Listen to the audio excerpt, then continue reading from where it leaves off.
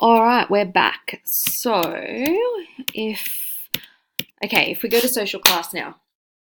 So this is the last of the babies for social. This is all about our disposable income. So we've got to remember as designers that like not everything that we produce is meant to be for everyone, and often social class is what splits up society and who can afford certain things. So there's going to be things that are luxury items, and there are going to be a lot of people that can't afford them because they don't have enough disposable income. But it doesn't mean that you make a luxury item just cheap and easy so that everyone can buy it, because the way that the mentality of an upper class person is that they won't even want to buy a lot of stuff if it's not exclusive, if it's not at a price point that they feel like they're special because they can afford it.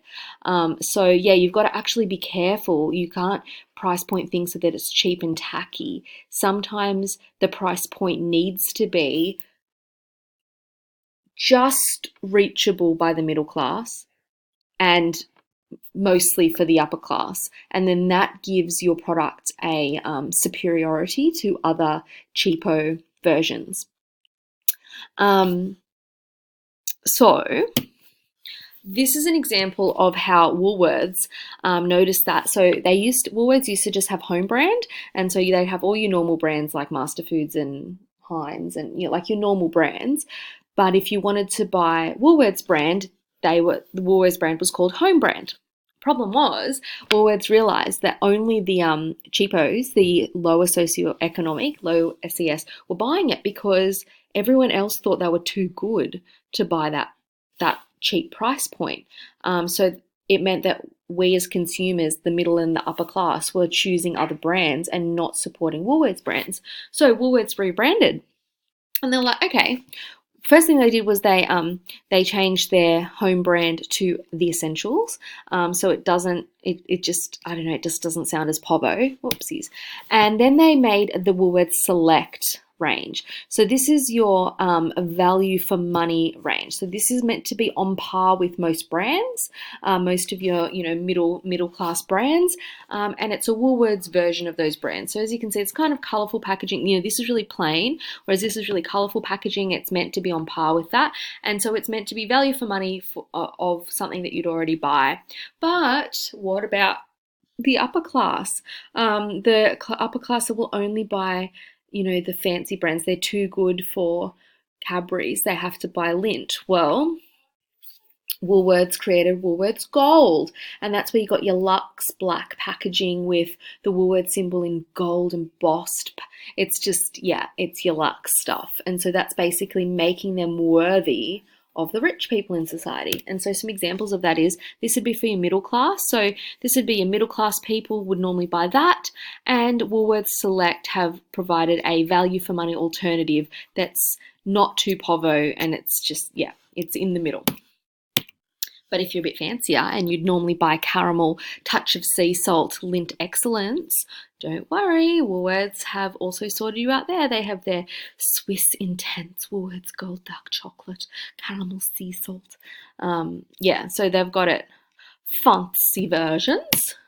If your tastes are normally fancy and you'd buy connoisseur's ice cream, not Buller or Blue Ribbon, don't worry, Woolworths makes themselves worthy of you because they have the rich and decadent range with chocolate truffle ice cream. So, this social class is really a lot about the way that it's the vision of something. It's not always about the product itself. It's about the price point, and it's about the branding, or the packaging and marketing. A brand that is only targeted at the upper class, like many of the fashion brands, is Burberry. And there's the huge issue with Burberry at the moment because they are under fire for burning $50 million of their product last year, of their coats and stuff. That it's tallied up to $150 million worth of stock in the last 5 years. And they're burning it because they don't want poor people to buy it. They don't want to put it on sale. They're not going to have a Burberry sale because then they're destroying their market. The idea is that if poor people can buy it, no one will want it. The upper class won't want it. So If everyone can have it, it's not exclusive anymore. If a low or middle class socioeconomic individual can walk around in a Burberry coat, then the value of that coat is decreased. The upper class won't see it as exclusive anymore. They're not going to choose Burberry. They want to choose something that they feel special wearing because not many people can actually wear this. It's so hedonistic. It's like kills me. But that's just the way it is. And so yeah, that's an example of a brand that would rather burn their excess stock than put it on sale or donate it to aid, which is kind of sad. There's some quotes from the article there, so you can always pause this stuff and read this stuff if you want to have it as examples. Yeah.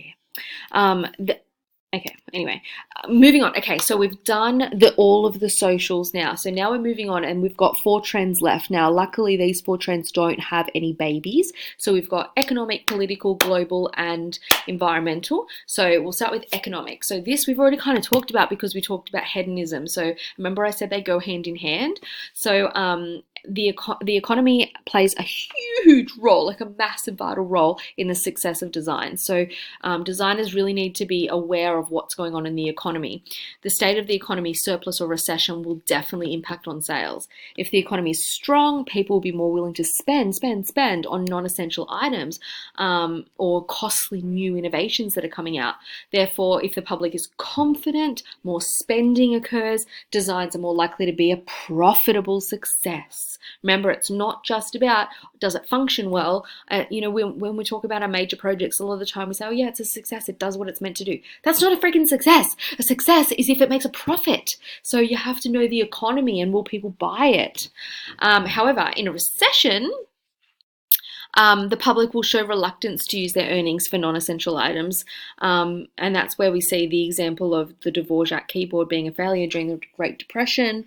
Even though it was a better product than the QWERTY, it was created less repetitive strain injury. It was more ergonomic. It allowed for all the your pinky to not do so much work. And yeah, it was just like a quicker, better design. So yeah, designers need to watch the state of the economy closely because timing is everything. Manufacturing. Now this also, you've got to remember that product development, it's not just the end product. What about the actual process of developing the product? Manufacturing.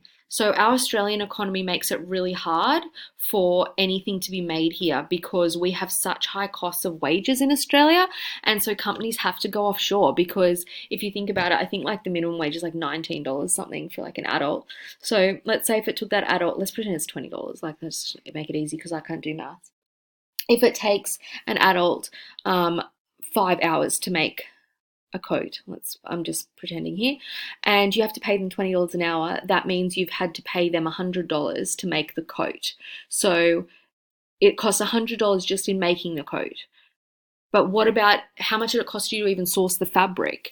And what about the buttons and everything? And where did you get those from? And do you have to pay any rent for the factory? And what about distribution? Do you have to pay to ship it to different countries and stuff like that? What about the packaging?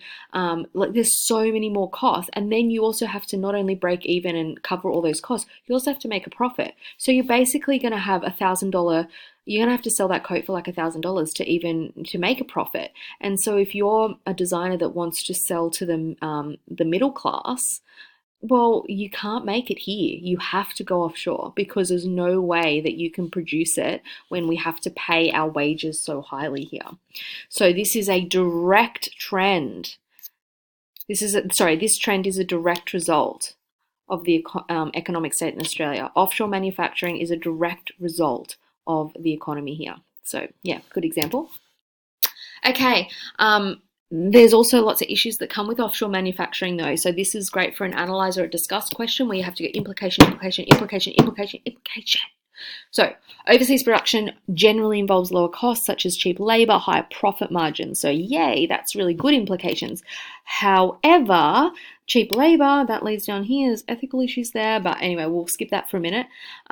This may mean that the product can be sold at a more affordable and competitive price point to the consumers, leading to greater success because then you have a wider target market. So if you can sell it at a lower price point, it means more people can afford it, which means your target market is bigger. However, quality control is an issue.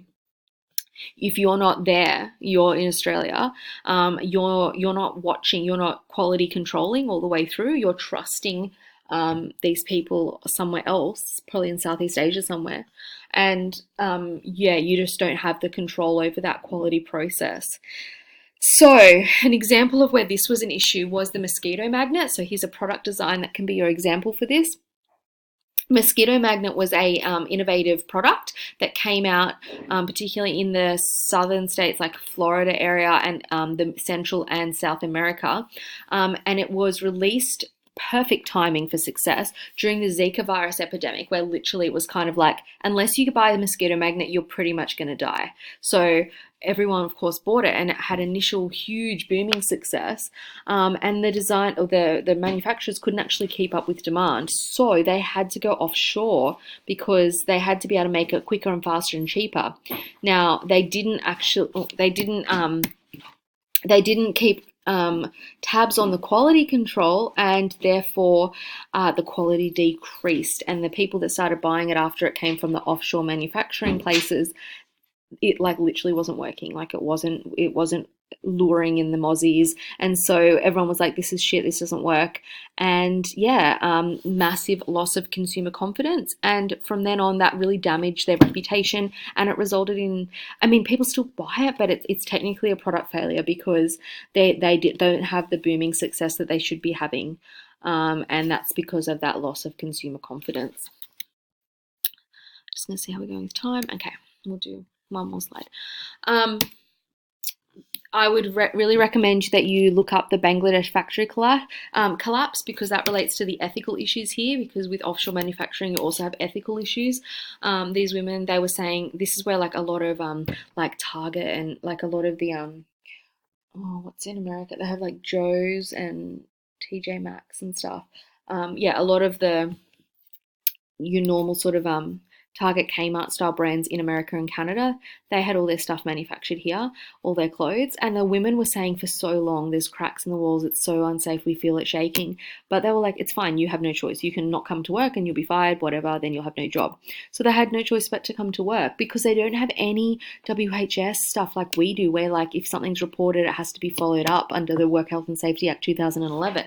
Well, they don't have that. So, you know, there's the issues there where apparently, according to their standards, which they don't have any, they were compliant according to Bangladesh standards. But the Bangladesh don't have standards like us, so that's actually unethical. If you're complying with standards that are nowhere near the standards we would have, is that really ethical? Don't you think if they're making stuff for your company, then you're kind of responsible for their safety? I don't know. That's where the ethical question comes up. So yeah, everyone died. It was really sad. And Kmart, I would look up on YouTube Kmart What She Makes. It's here, and this guy sings a song, and it's all about what the cost is of us having like really cheap buys, what the cost is for the people that are making it. So, you know, you could never sell a t-shirt for $10 if you made it here, because you would have to pay the person who made it way more than that. For example, 99% of garment workers earn below the living wage, and in Vietnam, 100% of garment workers earn below the living wage. So yeah, there's definitely like huge ethical problems to do with offshore manufacturing. It doesn't mean it can't be. You can still. I think he explains that actually 1%. Yeah, if we increase the cost of what we pay for things by 1% and transfer that over to the person who made it, then they would then make enough. And it's like the minute differences that would change everything. So it's just about supporting ethical offshore manufacturing companies.